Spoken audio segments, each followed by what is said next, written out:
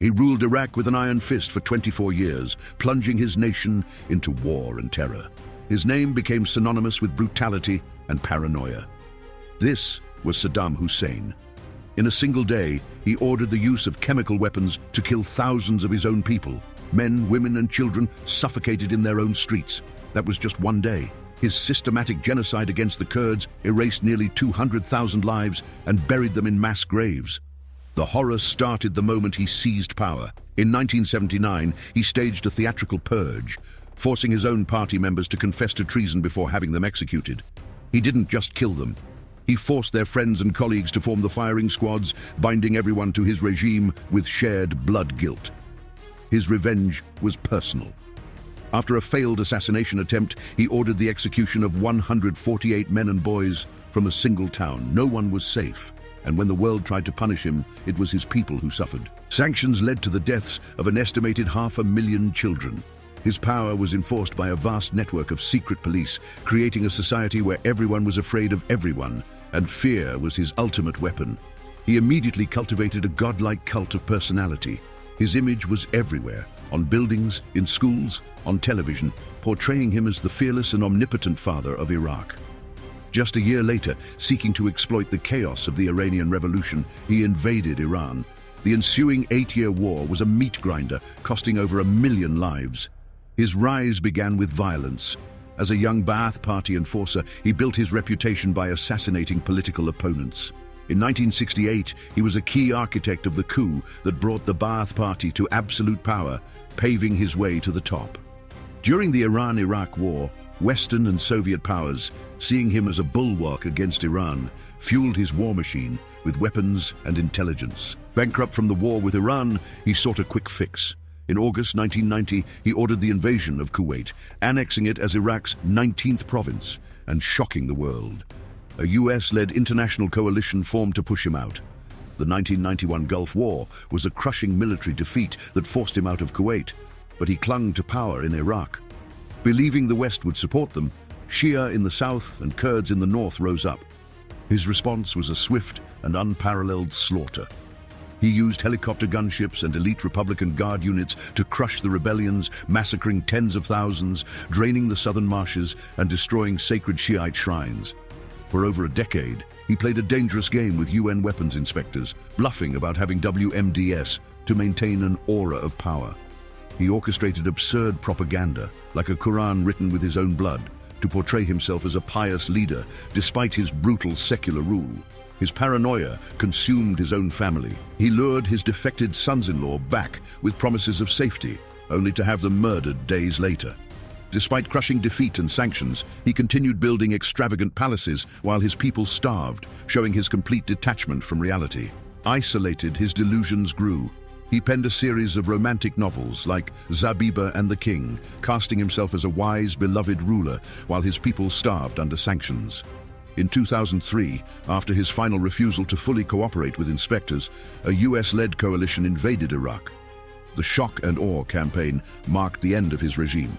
On April 9, 2003, his regime collapsed. The iconic toppling of his statue in Baghdad, with Iraqis beating its face with their shoes, symbolized the end of 24 years of fear. He vanished. After a 9-month manhunt, US forces found him on December 13, 2003, not in a palace, but hiding in a tiny, cramped hole near a farmhouse in Tikrit. The world saw the humiliating images, a disheveled, broken man being examined for lice. The myth of the invincible strongman was shattered forever. He was put on trial by the Iraqi interim government. The first case was for the Dujail massacre. For months, he disrupted the proceedings, arguing he was still the lawful president of Iraq. Survivors of his regime finally faced him. Heart-wrenching testimonies detailed torture, mass graves, and the destruction of entire families. On November 5, 2006, after a 2-year trial, he was found guilty of crimes against humanity and sentenced to death by hanging. Despite international appeals, the sentence was carried out. On the morning of December 30, 2006, the eve of Eid al-Adha, he was led to the gallows. His execution was not a solemn act of justice. An illicit cell phone video leaked, showing his final moments amid sectarian taunts, forever staining the proceedings and turning him into a martyr for some. His death did not bring peace. The power vacuum and the sectarian divisions his rule had brutally suppressed exploded into a catastrophic civil war and the rise of the Islamic State. Today, Iraq is still exhuming mass graves from his rule. Each discovery reopens old wounds, forcing a painful, ongoing reckoning with a past that refuses to stay buried. A disturbing revisionist trend has emerged. For some, weary of the chaos and corruption that followed, his era is nostalgically remembered as a time of order and strength, whitewashing the sheer scale of his atrocities. His rule was defined by stark contrasts, unimaginable luxury for his inner circle, while his people suffered in poverty under the weight of wars and sanctions. He left behind a legacy of over 70 lavish palaces, a shattered national identity, and a people deeply traumatized by his tyranny and the devastating chaos that followed his fall. The true, enduring tragedy of Saddam Hussein is the immense, incalculable cost paid by the Iraqi people for his ambitions, his paranoia, and the cynical games of world powers. His ghost haunts Iraqi politics. The sectarian divisions he exploited remain the country's primary fault line, and his model of a secular yet brutally authoritarian strongman still casts a long shadow. He didn't just rule the present, he rewrote the past. School books were filled with fabricated history, placing him in pivotal moments, crafting a mythic, heroic biography from thin air. The psychological scars are deep. Sociologists study the Republic of Fear he built, and how generations learned silence and suspicion as survival tactics, a mindset that persists today. Beyond the bodies, his economic legacy was ruinous. He took a modern, wealthy, and rapidly developing nation, and through wars and sanctions, reduced it to a pre-industrial state. How does a nation teach this history? In Iraqi schools, the era is often glossed over, too painful and politically charged to confront honestly with the next generation. While he faced justice for one crime, the vast majority of his atrocities, from the Anfal genocide to the crushing of the 1991 uprisings, never saw a courtroom. Today, Baghdad moves on.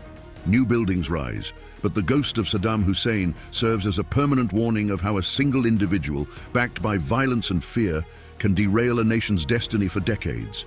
Who do you think was history's most brutal ruler? Vote in comments and subscribe for more explorations of history's most compelling and dark figures.